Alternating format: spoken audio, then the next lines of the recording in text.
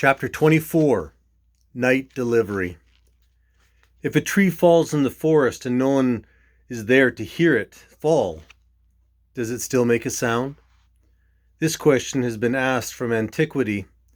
The answer is meant to always be a few inches beyond our brain's rational capacity to reach, a brain teaser. Another question is even more mystifying. If a lone man falls in the field and those around him do not care, does he get up again? The answer to the second question has an answer that our brain may grasp, though it may not want to, because the answer is truly heart-wrenching. Indeed, it reveals a side of human nature that we would rather keep buried. No, he does not get up again. Never, ever again. The driver of the truck, a large, muscular man, opened his door and exited the vehicle. One of the enforcers also got out of the vehicle. Together they reached inside to the back seat of the truck and grabbed the pleading man and shoved him out into the darkness. Once outside, the enforcer threw Stryker, slamming his already broken body to the ground. Stryker lay on his back, the air knocked from his lungs, air which would never return. "You two stay here. We need to finish some business," the boss commanded, the two other men pointing to the gasping man on the ground. At this, the larger man grabbed the winded man from off the ground and stood him to his feet, dragging him toward the pre-dug grave. The smaller man screamed for someone to help him while attempting to thrash out of the grip of his executioner. The night was black and starless, and a cool breeze whispered beneath the cries of the young man's frenzied pleas for mercy. No one answered his plea. The larger man was too strong, and Stryker was no match for his power, as both of them continued towards the deep pit in the ground.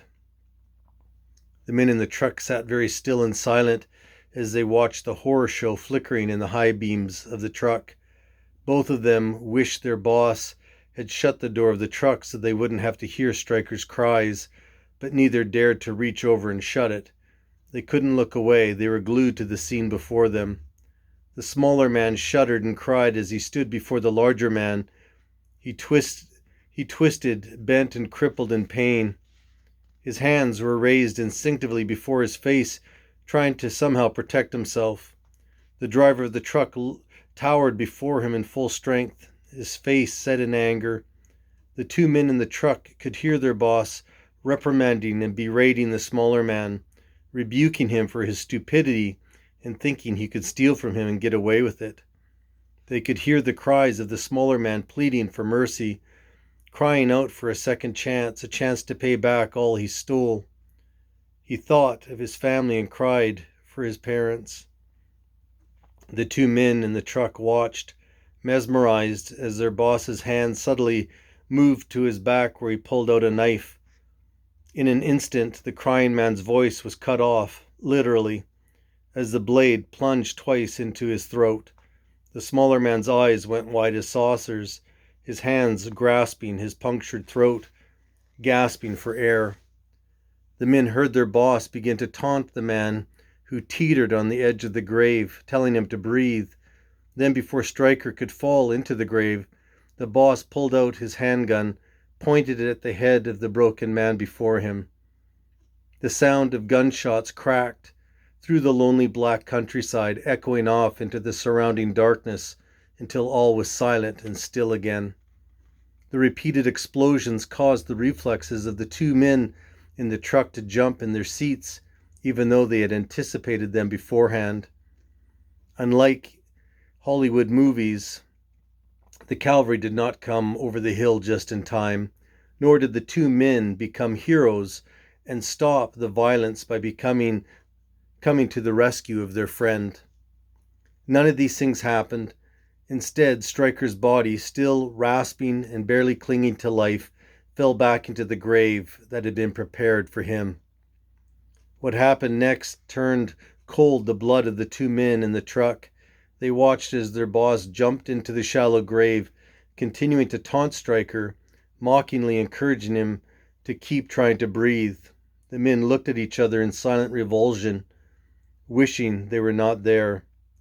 Then suddenly the horror show was over. It appeared that the nightmare had finally ended for the young man in the grave, but the future revelation of this night would be the subject of his mother's agonizing pain and nightmares for years and years to come. The driver yelled at the men in the truck to wake up and get moving. With weak knees, they jumped out and grabbed shovels from the truck's box. Within a half hour, the grave was filled with lime and dirt, and the truck was heading back to the city lights. A man had just been brutally murdered, and they had sat by and watched. Their stomachs tightened at the thought of it. Then the driver made his announcement. "I'm starving. Let's go to Denny's and get a bite to eat." He had worked up an appetite. The men nodded their heads in silent agreement. They would not soon forget what happened to those who went against their boss. If he wanted to go to Denny's, then Denny's it would be.